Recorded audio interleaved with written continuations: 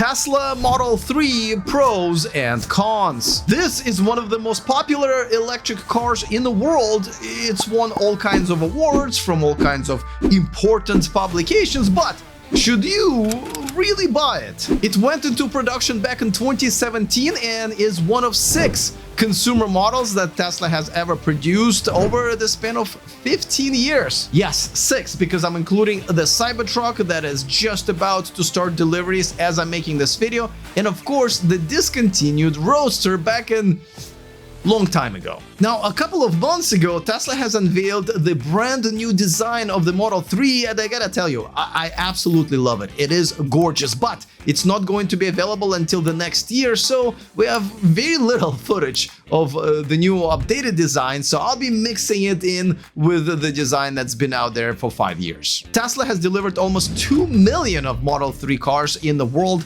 Now, the reason I cannot tell you the exact number is because Tesla doesn't report it. It kind of mixes it up with the Model Y, which is kind of weird because, you know, we know everything that pops into Elon Musk's head, what he thinks about Trump, what he thinks about Mars, when he takes a dump in the bathroom. We know everything except for the exact number of Model 3s delivered. That is where he draws the line. TMI. Now, before I get to the pros and cons, let me give you a few more specs because they are important, and the most important one is the range. Now, the shortest range that Model 3 has is 272 EPA rated miles, which is quite impressive, and the longest one is 333. Now, why is it not one of the pros? Now, the reason for that is actually there are quite a few electric cars out there with the range of over 300 miles. And the second one is the EPA numbers for Tesla, as it's been reported by so many independent studies and tests, are definitely exaggerated by 10, sometimes 20%. So even though these are official EPA rated numbers, they're definitely way far from reality. 0 to 60 is impressive, 3.1 seconds, and even the slowest Model 3 does it in 4.4. The max fast charging rate is around 250 kilowatts, and Tesla claims that the car can add almost 150 miles in just 15 minutes of charging. But once again, those crazy independent tests, a lot of them claim that it's actually double of that. So be aware of that number being a bit or a lot exaggerated. One last thing I'm going to mention is the over-the-air updates. And you're probably asking, well, Alex, this has got to be a pro. Well, not really, because yes, a lot of times you get your software updated and the car becomes better and faster sometimes.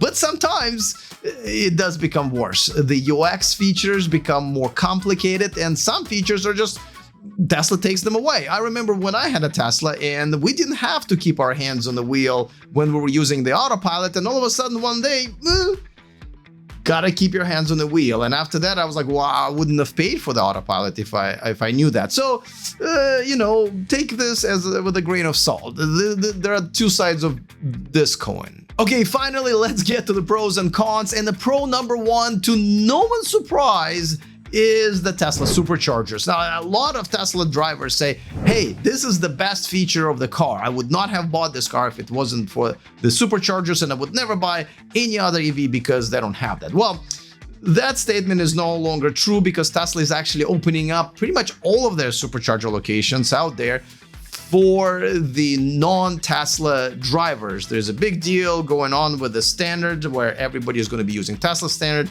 At the end of the day, there will be pretty much no benefit of being a Tesla driver versus any other EV driver in terms of access to the Superchargers. But for now, it's definitely is a perk, and there are almost 6,000 locations out there in the world. It's pretty much everywhere where most Tesla owners are. All right, let's get to the con number one. And honestly, for myself, pretty much this con makes me never want to buy a Tesla again because it's essentially missing features. Now, yes, you probably know about all of these cool features that Tesla has, and it does.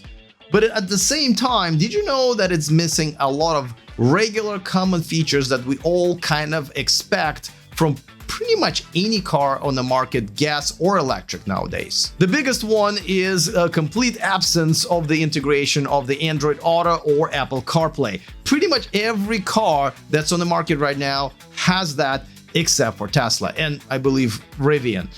Also, there is no head-up display or the instrument panel. So essentially, there's nothing that's in your sort of angle of vision that has the most important information for the driver, like the speedometer. You have to look away from the road and away from your angle of view to the center screen to see that information. Also, you cannot adjust the air vents with your hands manually. You have to go into the interface, which is a bit of a problem when you're driving and your air is blowing in your face or not blowing in your face.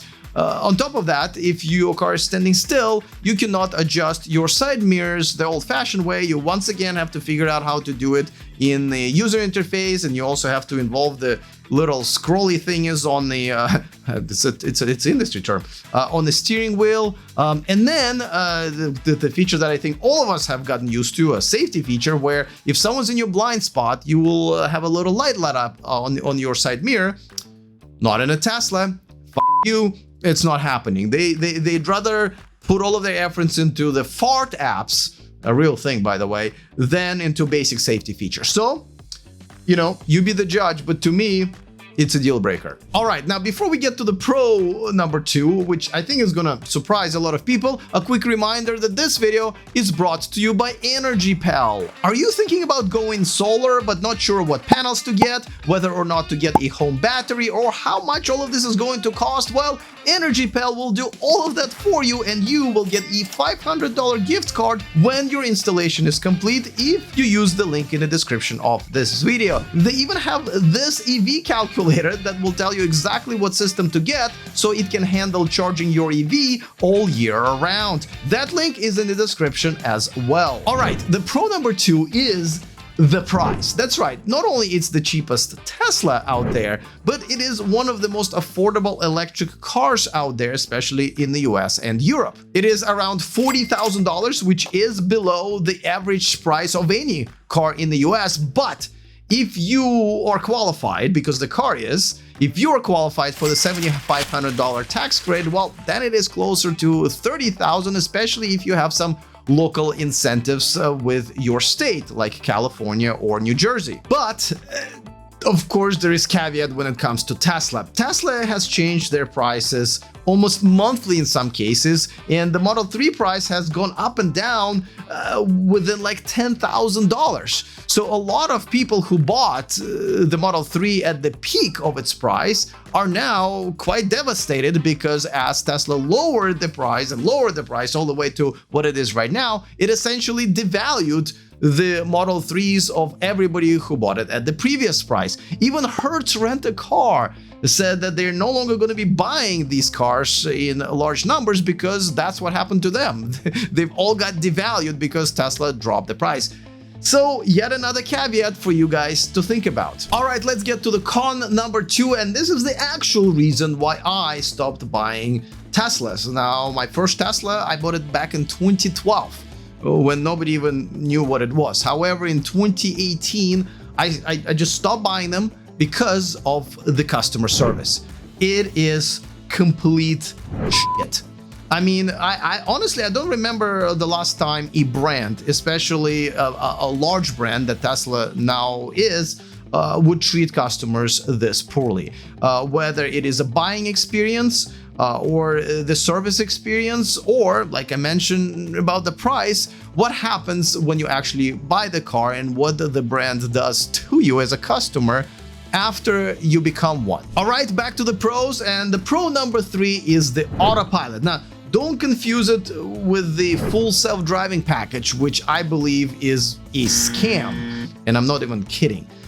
The Autopilot is a whole different story. It is excellent. And I know that there is a Consumer Reports article and annual ratings where Tesla is like number 10, but the number 1 is the system from Ford. And that's how I know that the Consumer Reports are full of shit. As a matter of fact, I read through their guidelines how they rate these systems, and it seems like they don't even understand what they're supposed to do. It's almost like they specifically rigged it for Tesla to lose. But make no mistake about it, as far as a driver assist system, Tesla Autopilot is as good as it gets. The con number 3 is the build quality.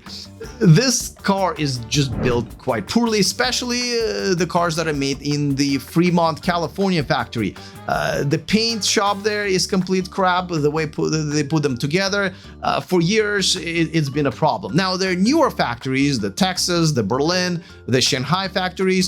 That's where they make much better cars, though still people find a lot of problems. So if you're a stickler when it comes to the way the cars are put together and the things that break and wear out quickly, you might want to listen to some of the criticism, which is not enough if you ask me out there. Too many Tesla fanboys with YouTube channels.